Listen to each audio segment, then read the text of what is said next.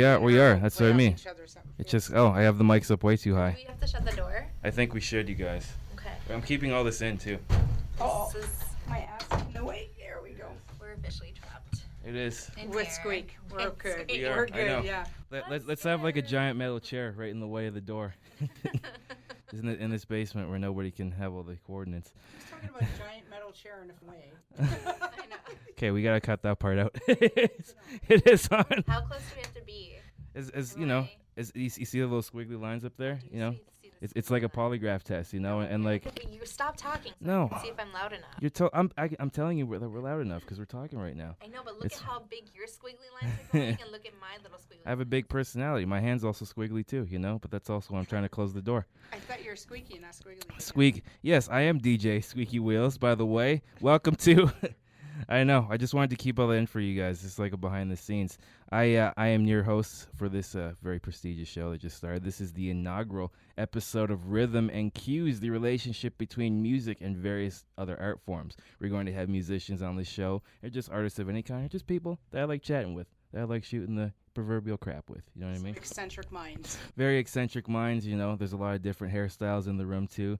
Mel's got I know, it's a very visual joke on a very audio podcast. Anyway. You know what? And I have the theory: if a woman puts her hair in ponytails, and she doesn't deserve long hair. Just an observation. I don't you know know what? I was thinking about that today. I was Closer to like, the mic, guys. I've Closer to been the mic. putting my hair in this stupid top knot for the past like 3 weeks, and I was thinking like, why I'm not even worthy of the long hair that I have. So I think if women have ponytails or buns every day, then they're not worthy of having long hair. I don't like. We should be able to walk up behind them, cut their hair, but that's assault. So. I know, but I don't like. I don't know. like getting You could it also play early. hopscotch with it too, you know, Yeah. depending on if it's like Rapunzel hair. But I'm just a a bitter whole woman thing. with short hair, so Yeah. yeah. My face is too round for short hair. I have some commitment issues. Yeah. So. No, you never, Mel. Anyways, I forgot to introduce you guys. I'm joined by two lovely guests, and they're also going to be part-time co-hosts and just going to be working on the show throughout its duration, whenever this is. Maybe it's a week. We'll see. Please give it up for my lovely co-hosts, Miss Mel Lucier and Miss Nancy Lefevre. Woohoo! Ooh, giddy up. Thanks. We kissed. You couldn't tell. We Oh, I know, Just I know. us. You Just could for- hear the just lip for smacking. squeaky. Yeah, Yeah. come on.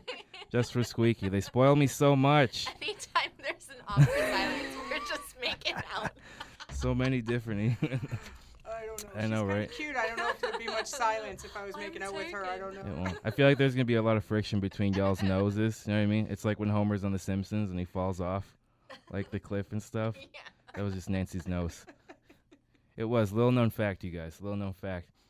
So yeah, like I said, it's kind of funny how the the idea for the show came up. It was very much like spur of the moment. I was racking my brain pretty much all week.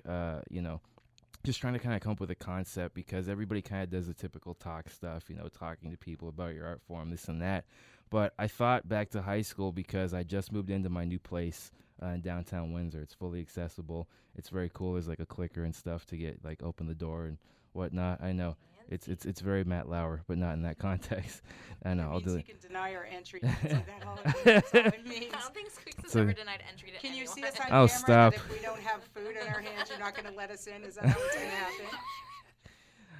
I doubt that. I doubt that. I don't know. It was very much like a kind of like a limbo bar to get into my apartment. A limbo Either- bar. Yeah, it's a limbo bar. It's very much you have to be this tall to enter. Well, I hope you have Um, Advil because I can't get down that far without No. some help getting up. Oh yeah, you and I both, sister. See, we bond off a common, geriatric needs. Jerry was his name.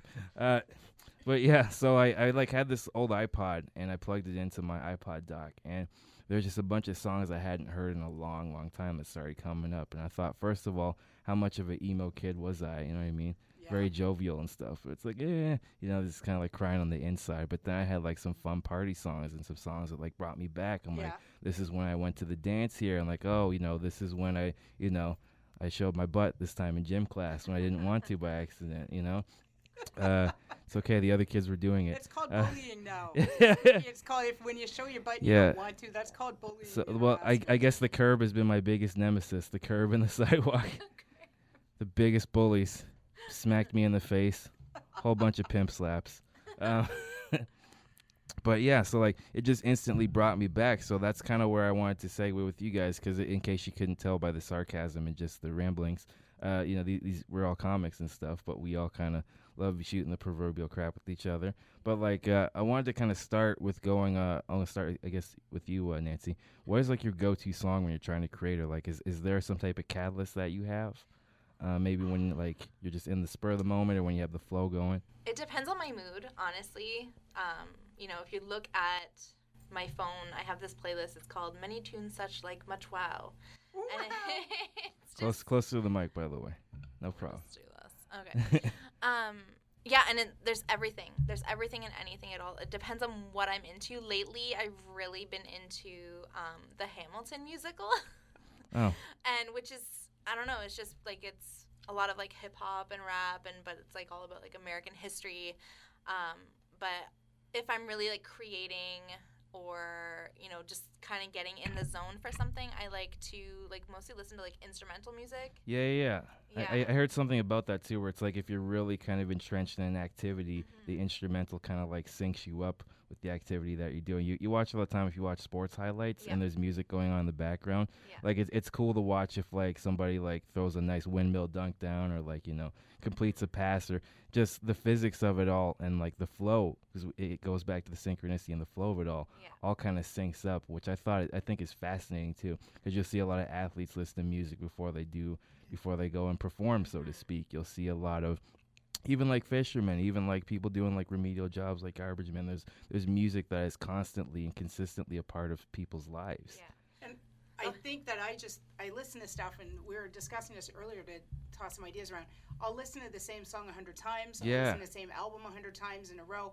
I don't even know the words. It's just like some soundtrack, some distraction to my brain to slow down a little, to create enough, because my brain's always so fast and always so on. I think the music puts me on pace to slow down and think and create. Even just to add on to that, because I love, shout out to them, whatever, I love NBA 2K. NBA 2K is like one of my favorite video games ever. And they always, the soundtracks can be kind of hit and miss. They can kind of be whatever. And like, that's one thing we were alluding to Spotify and other like, streaming services like that, where they'll like give you a suggestion of like, would you like in this, and, kind of just give you a list of the songs. But what I like about, maybe soundtracks like that, or even just video games like that, is you'll hear the same song a million times, but you'll pick up little instrumentals and little things about the song.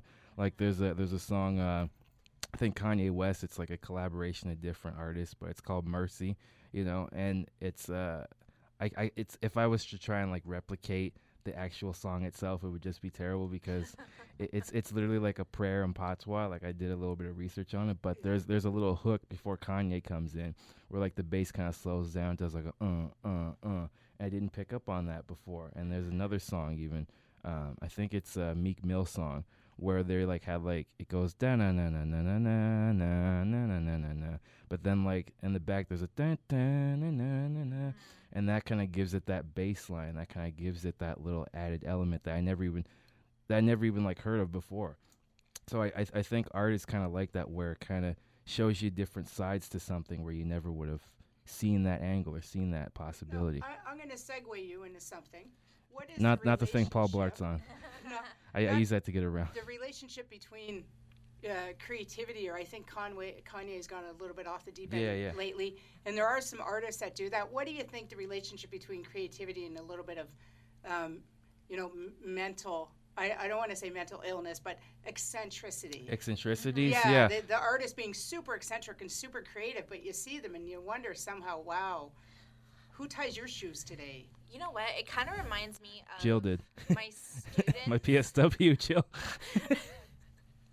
It reminds me a bit of my students and like a little bit of myself. I find the weirder I am, and like the more I let myself go in terms of my weirdness, and the more I'm myself, the more creative I can be. Because I think like people sometimes are just so scared to go outside of like those societal norms, and that's really like limiting their creativity. Because like my most creative students are the ones who aren't following that status quo. Like, they're just, and like same with me. Like I like to think myself as a creative person, and I'm freaking weird. Yeah. Okay, absolutely. I'm a weird person. It's why we hang out. Exactly. And that creativity wasn't always there when I was younger, and I find like I've been more and more creative as you know, I've gotten older because I've just gotten more comfortable with who I am as a person. Yeah. So I don't know if it has a lot to do with like mental health, but maybe just like self-confidence. See, now I'm sitting in a room with Nancy and Squeaky, thinking I'm weird, and I sit with people that I respect, and makes I you feel normal, eh? Weird, Yeah. right? Yeah. I think they're Exactly. amazing creative artists and so funny and so brilliant, and I'm like, no, you're not weird. I'm weird. Yeah. I think we just all let our freak flags go, and we just create, and we're funny, and then we have a supportive group. So you are on to something, though. How old are the kids in your class? They're in their teens, so I teach high school. Okay, so that's because I do public speaking, and you go to a room of little kids, and you ask them what their dream is, and every kid's going to put up their hand and have enthusiasm. And I'm not going to age myself, but you go into a room with people over the age of 30, and you ask them, and everybody just looks around.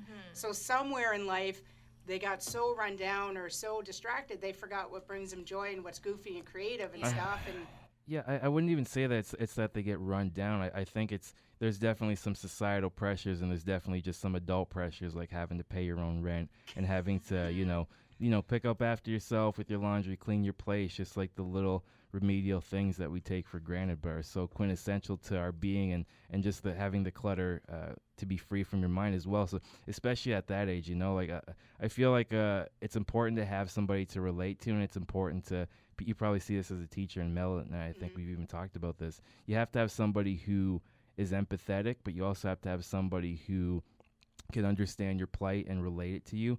Not to say like, you know, to be taken advantage of or to kind of use that as an excuse, but I think the teachers that we remember and the artists that we remember are the ones who we can relate to, show that they have vulnerability and have this kind of authenticity to them, but show you things and like show you angles and just different ways of looking at the world that you never would have thought. Yeah. And I think with the advancement of technology and having a world, the whole world's available online, we're less social. We go out less, we connect with people on a one-to-one basis less, and I think music is still one art form that's going to bring us together as people and bring us out to concerts and bring us out to clubs to see bands. So I think music is the one thing that's going to hold us together, because I'm less and less social, almost to the point of being antisocial, where you dread all week. You make plans and you get excited, and then Friday hits and you're like, oh, I can't believe I got a people today. Well, it's, I think, because I don't know if I even mentioned, I probably mentioned this to you a couple days ago, Mel, but like, just like, I think there's a lot more anxiety. You hear like the term anxiety thrown out a lot more. Even like when I was like a kid, like in the 90s and stuff, you hear like people saying, oh, maybe they had a freak out, or maybe they had this, or what have you, for lack of a better term. But a lot more anxiety, because everything, I feel like all these platforms, they're put there to connect us, but they've done the opposite in so many ways. Like even just today, like I love watching like spy movies, like or just even like spy shows. Like I'm watching Jack Ryan now, you know, just like Jim Halpert's in it from The Office. You're watching Spy Kids, don't lie. You know, that Alexa Vega. You know, I'm more of a fan of Antonio Banderas's mustache or anything, you know. And I'm irrelevant, anti-pop, don't watch much TV, don't do anything. So you will never hear me quote a movie, and you'll never hear me quote anything that Dr. Phil didn't say, unfortunately. So you guys got oh boy, hog the mic on that. I know, I apologize. It's okay. I can tell you're the fun aunt. It's fine. I watch a ton of documentaries. Even my friends, I go to work Monday, I'm like, I watched the coolest documentary, and they're like, no kidding. Please, you're gonna tell us anyway. So. Yeah, no, I know. But it's like, I think what's interesting about the anxiety is that it's not that, it's the anticipation of something happening. It's most of the time it doesn't happen, and if it does, you just deal with it. But even when I was taking the bus here, I'm thinking, what if this guy in the intersection swerves out to this way, or what if this happens here, or like what if somebody gets clipped in the corner and that happens? Like your brain, it's so much of like a mind trick that plays on you, that you think of all these different scenarios as to where it can go wrong. But within that comes creativity, because you're thinking of, again, different angles and different ways of looking at conventional things. Yes. Yeah, that makes sense. Yeah.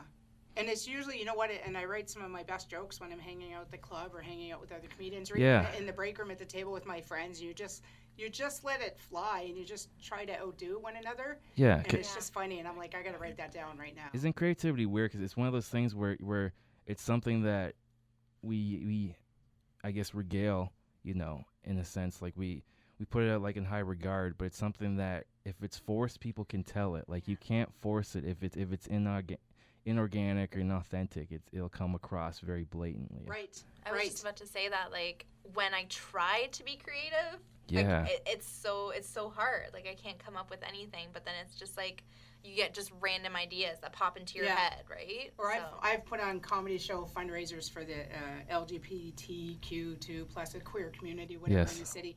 And Which, if we're leaving out a letter, we apologize. Yeah, we apologize. Sorry, I'm Operg. pretty politically correct, and it's the queer community.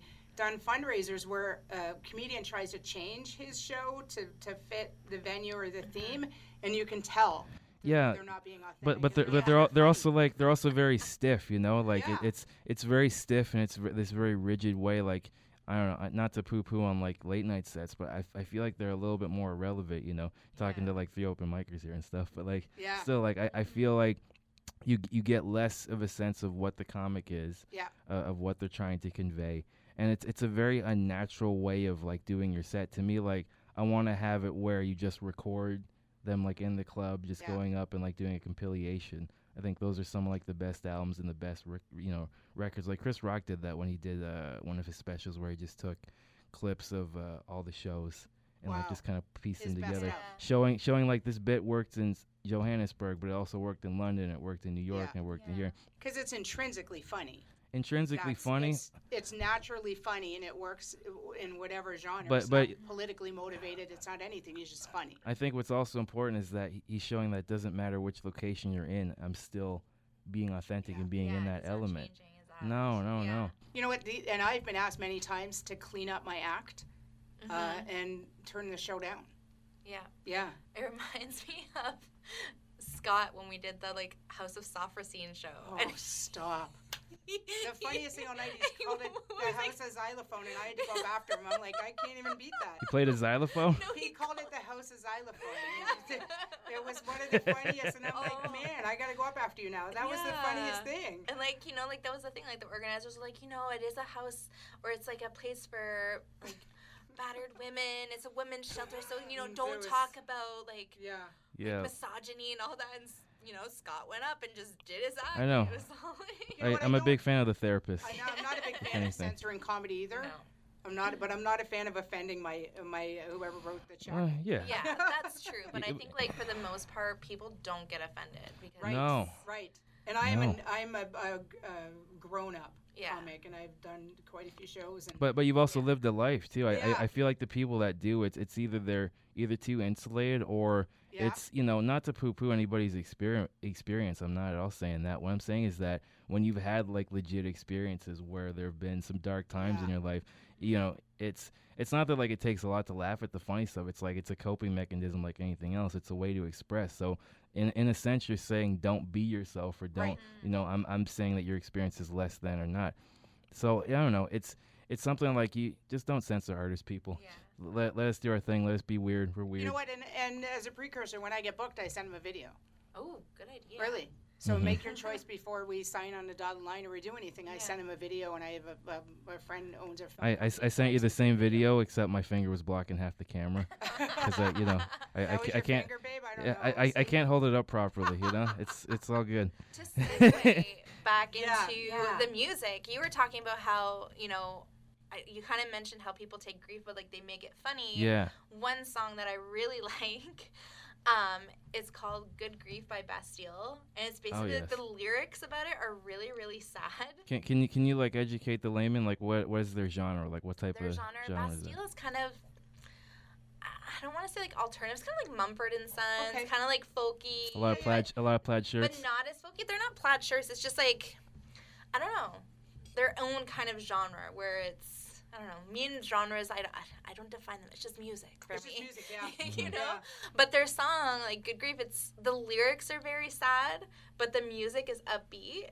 So it's kind of like making grief joyful, right? Mm-hmm. And that's kind of been like a song I turn to a lot. Like when I'm feeling down, but it's like, no, like it doesn't have to. It's almost Pavlovian in the sense where it's conditioning you to, you know, like the words that you're saying could be misconstrued, be conveyed as being very sad, but the lyrics, you know, the beat itself kind of gives you this joyous kind of it's kind of interesting how that how the mind can kind of interpret and I think that. we're programmed as humans not to be sad, not to be angry, not to anything, and there's nothing more cathartic than being in a really down mood and playing some down music and just indulging that emotion, working through it and getting out of it, right? That's what you need, and many artists have made their money off being angry. Alanis Morissette being, tired of certain things and having quite an opinion about life, and Pink and Alanis Morissette and David Bowie, and they have a message, political undertones, and you indulge your emotions and you kind of work your way through it, and then you do whatever you need to do. Yeah. And there's a magic in that. Chicks. Dixie Chicks, absolutely. Female empowerment. I know, right? I'm a bigger fan of the cups, if I can be honest. The cups? Yeah, Dixie cups. Oh, wow. Yeah. It's okay. Whatever.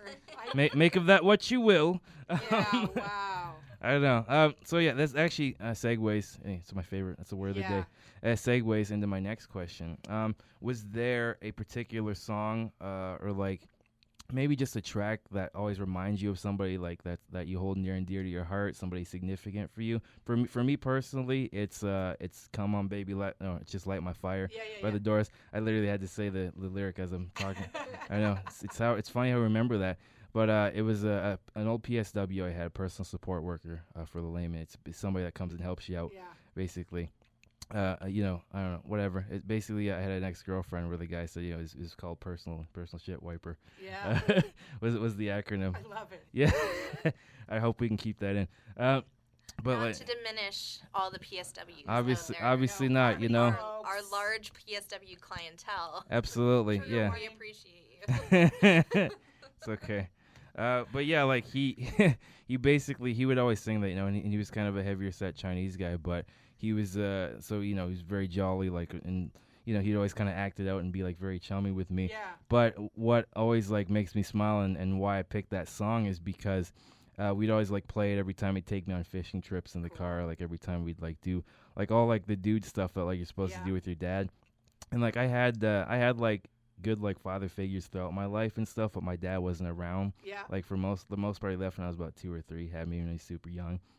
So when my grandfather started getting sick, that's when like you seek guidance, you seek all that stuff through that formative years. And he was very much there for me through those formative years. And I actually do a joke about it where it's the Bruce Lee steering wheel one, where basically whatever. Basically it's like every time we make a right hand turn, he had this really terrible Toyota Camry that he'd never got the oil changed on. And so whenever he'd make a right-hand turn, it would always kind of make like a Bruce Lee sound, like, oh, like that. That's awesome. That's awesome. I was like, oh, and it's basically I'm doing it like a Siri type of character where it's like, it's like OnStar. That's fabulous. But That's fabulous. but it was a true story, and ironically enough, that song always. It came on right before we recorded this. It was like a cover of it. So yeah, that's fabulous. Mine would be more like I'm generally very like I said with emo and indulging like some sad emotions. I lost my mother very young, and there's a song Pink did called "Beam Me Up," and I don't know even her take on it, but it really is if I could have a couple minutes to just bring me up to heaven and just let me have a few more minutes with you and have a conversation every time. You know what? Let me cry it out. I'll hop in the shower and then start my day. It helps you indulge and cleanse the emotional palate. But yeah, and even what were you saying earlier about there was something you said, like some emo song. Do you have an emo? Emo song. Like something that just hits you in the feels. Particularly a Tickle Me emo. Tickle Me emo. Okay, my emo I'm phase so sad. was really... My stepdad isn't around much. Yeah. Tickle Me emo. It's the best. He's got like a teardrop. Just starts laughing, just like, oh, Elmo. That's my new favorite thing. Tickle Me emo. He's got his Diet Dr. Pepper in his hand. No, that's Metro emo. I don't know. Metro. In my emo phase, it was really like My Chemical Romance. Yeah. They're going on tour again, eh? Oh, I know. I'm so excited. But like their whole like Black Parade album, that was like, it was good. It was a good one. But yeah, that was my emo phase.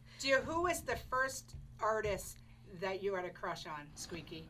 Artist. The video that you put on, you were like, giddy up. I know. You had to bring me back there for a second. Oh man, if I'm really, because I used to listen to like terrible Disney, just like watch bad Disney channel shows. I So thought let's you didn't see. like Frozen. No, I want to be cryogenically frozen if we can do that. Big Austin Powers fan as well. Man, if I'm really like just a singer, like a music video in particular, because I used to I used to watch a lot of 106 in Park and what was the girl's name? Oh, Ashanti. I really liked. Okay. Ashanti. Yeah, I had a thing for her back in the day. That You said Miley Cyrus, but that was yeah. a little older. That was Yeah, well, she's too old for. that was 2.0. So. Oh, Yeah, stop. I'm just kidding. Full disclosure.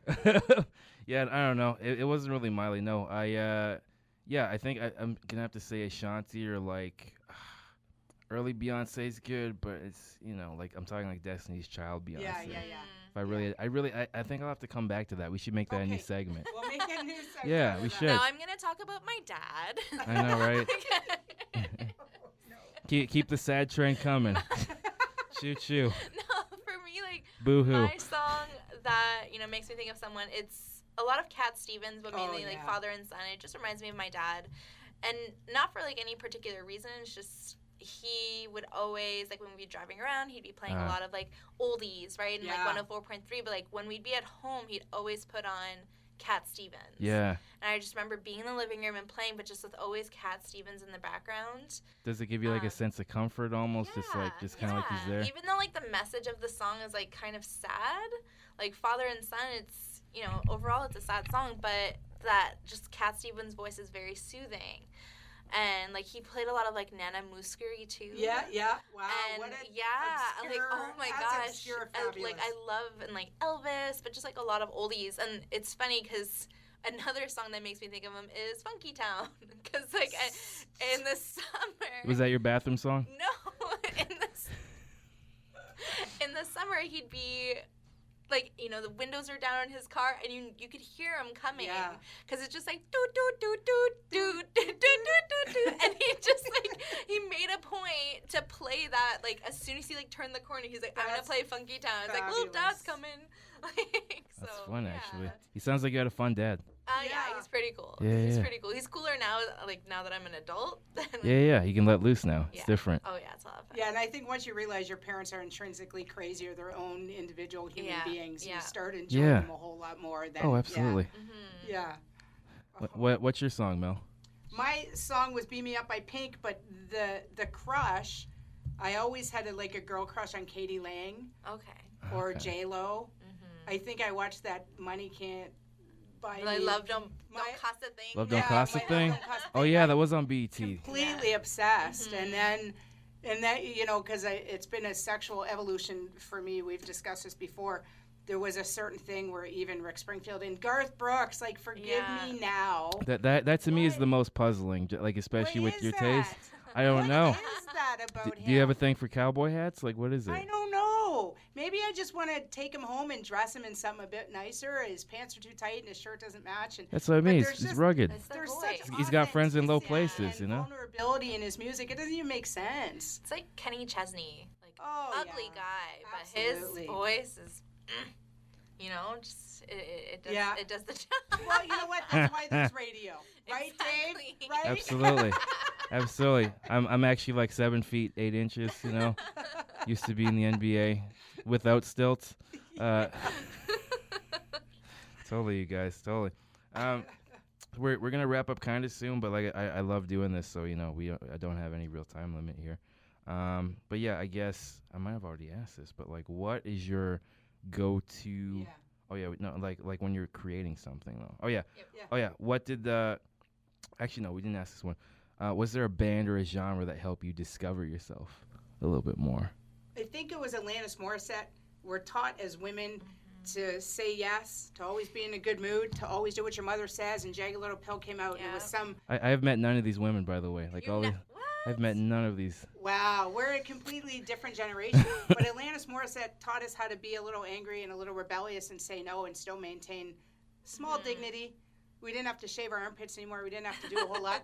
You know what? And I'm a little bit older, and I work with women now that don't cook or clean, and I'm like, I didn't know that was an option. Yeah.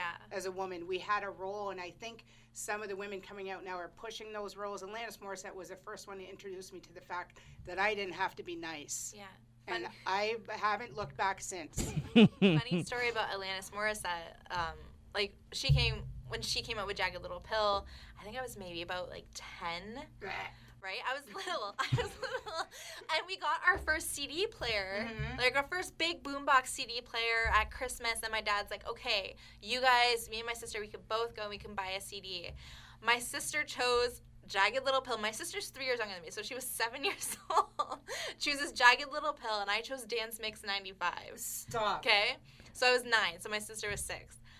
And my dad took the time to go through every single song of Jagged Little Pill and wrote on a Post-it note the songs that we were not allowed to listen to. The whole album. I know. I know, right? You can listen to like 10 seconds. Right? So we were able to listen to maybe like 3 songs. Like there was like Ironic, You Learn. Yeah. But then like, you know, later on, I'm listening to it, I was like, I missed out on such a great album, like in its time. But And Amy Winehouse, we get a drink Tanqueray, which I still do to this day, and have F Me Pumps and do everything else. It was a celebration of even pushing the envelope farther.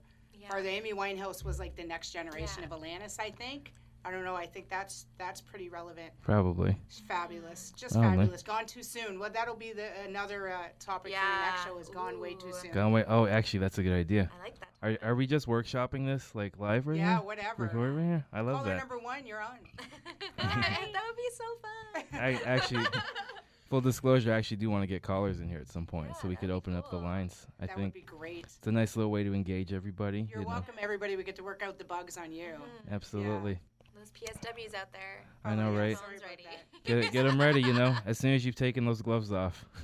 you know, because your phone screen's nasty enough, just in general. You know what else? What else I hate is having a relationship song and loving it, and then breaking up, and you can't listen to it again. You're What- like, but I why- really like that song. Yeah, but why? I understand like the emotional component to it, but if it's a good song, because like here again, you know, another thing, I couldn't listen to the Skyfall theme for the longest time. Yeah. That's that bad James Bond movie. Yeah. You know, and it's like every time I would put that on, it would like bring me back to like those first few dates that we had. And You stuff. can put it on the shelf for a little while. Yeah. But you gotta take it out of your playlist for a little while because it, you know, because usually I'm right and they're wrong. So maybe Absolutely. if I'm sad, maybe I'm a little angry. There's complete nuance with all they that. didn't see the spectacular that I get to look at every day in the mirror. Yeah. So yeah. But I hate that. I hate having or having a whole playlist for your relationship, and all of a sudden you're like, well, that sucked. Like actually, the inverse of that is maybe it's a good thing because if you bombard yourself with the same thing all the time, you won't appreciate it as much. Yeah. It's like any piece of art. If you like, I find like you know, for comedy, like any type of music, any type of whatever it is, if I watch it a bunch of times, like go on like a binge, maybe 2-3 times. Yeah.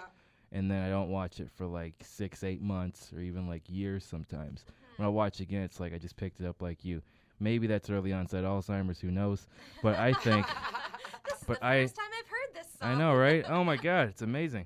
And today's generation will never know the fun of watching an episode and having to wait 7 days for the next one. There's Yeah. binge watching on Netflix. Oh my You God. can- You would watch have a like whole panic attacks the whole series. week. You can pause it and go to the bathroom.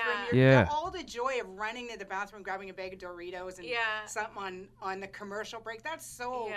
They don't know the fun of like rushing or telling your brother they're back so he'd run back and they're not or like recording songs off the radio. Yeah. Right. I don't miss that at all. But like it's not that I miss it. It was just like you had to earn something, kind of like you had to wait for it. You didn't have like access to all the music. It was like it was like the equivalent to panhandling for music, basically. And now we just have a $15 Spotify bill and a $15 Netflix bill and your Disney Channel and everything else to be entertained. We have how much money do we spend every month? I know. As I have a Starbucks in front of me, so I shouldn't talk about hemorrhaging cash. Yeah. Anybody out there who represents Disney Plus, you know, we Exactly. can sponsor the show. Or you know What about Disney Plus Plus? When you break up with somebody, you still use their Netflix Oh, until yeah. they shut you off. That's dirty.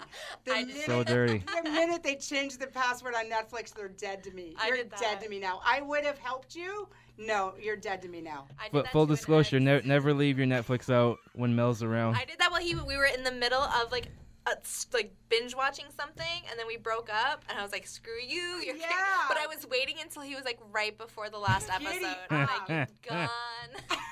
It's awesome. But it's funny because like talking about like music that at different parts of our lives. Like if I look at like my recently added like playlist, it's like waves of like happiness, heartbreak. Yeah, It's like, and I can look at a song and specifically remember like why I downloaded that song, how it made me feel, and then like you look at a couple songs later, it's like, oh yeah, that guy broke my heart. So then it's just like a whole bunch of like really sad music. Yeah. And it's like, okay, yeah, met someone new, it's going great, and it's like happy music again, and And I love Canadian music. I love live music. Yes. I love going to a small pub and seeing somebody just rock it out. I love all that, and I think such an intimacy to it. Such an intimacy, and some of the best musicians in my era, anyway, at like small clubs in Windsor, where I saw Meatloaf, Neverland Express tour, which was, oh my God, I think he was on the verge of bankruptcy, and his wife said, "No, you're going to go tour Canada," because he was #1 here, and I saw Dr. Hook at the same club, like. Bands that in their own right were spectacular and just go back out and play small venues, and it was like $22 a ticket. That's unheard of now. There's no way I would cash in like my pop bottles or something and go see Platinum Blonde and go and just weird independent Canadian music, or Meatloaf, probably one of the best I've ever seen, and the club couldn't hold more than 200 people. It's great. I know you miss out on that too, but I'm going to tell you one thing: you didn't miss out on an awesome episode. Sweet. You're the listener. I know, right? Like I said, I'm so happy to have you guys to be on this project with me. Like I said, we're going to record at least the first 2, and then we're going to see what happens after this. But I love that we basically just workshop stuff out on air, and you got to know a little bit more about each other. Now he's scared of us. Absolutely. Now anybody wants to walk into now, let's just talk too much. Yeah. It's okay. Now I'm going to have a different Netflix. I'm totally going to not steal her Wi-Fi anymore. We're going to have a little segue. Support CJAM. Absolutely. Support CJAM. Independent radio, independent opinions, independent art. It's Christmas time too. Go buy somebody's artwork, or go give them tickets to a theater show or something. It all adds up, and CJAM also is taking donations. Students can still opt in from what I know. So keep a close eye on that, because we are using their studios and we love them so much. Absolutely. Absolutely. I'll throw some money in the pot on the way out for sure. Absolutely, you guys. Squeaky and his bees. And my pressed in knees. That's the follow-up podcast. The bees and pressed in knees. And pressed pants. Anyways. This has been the first episode of Rhythm and Cues, where we take a deep dive into the relationship between music and various art forms. Today, we had some sillies. We had a lot of sillies today, and we had a lot of fun today. Again, thank you so much for joining me. I have been DJ Squeaky Wheels. This has been Mel Lucier, Nancy Lefevre. Yay. Excellent. Thank you for Absolutely. having us. Thank you so much, ladies, and we will see you guys very, very, very soon. Thank you. Bye-bye.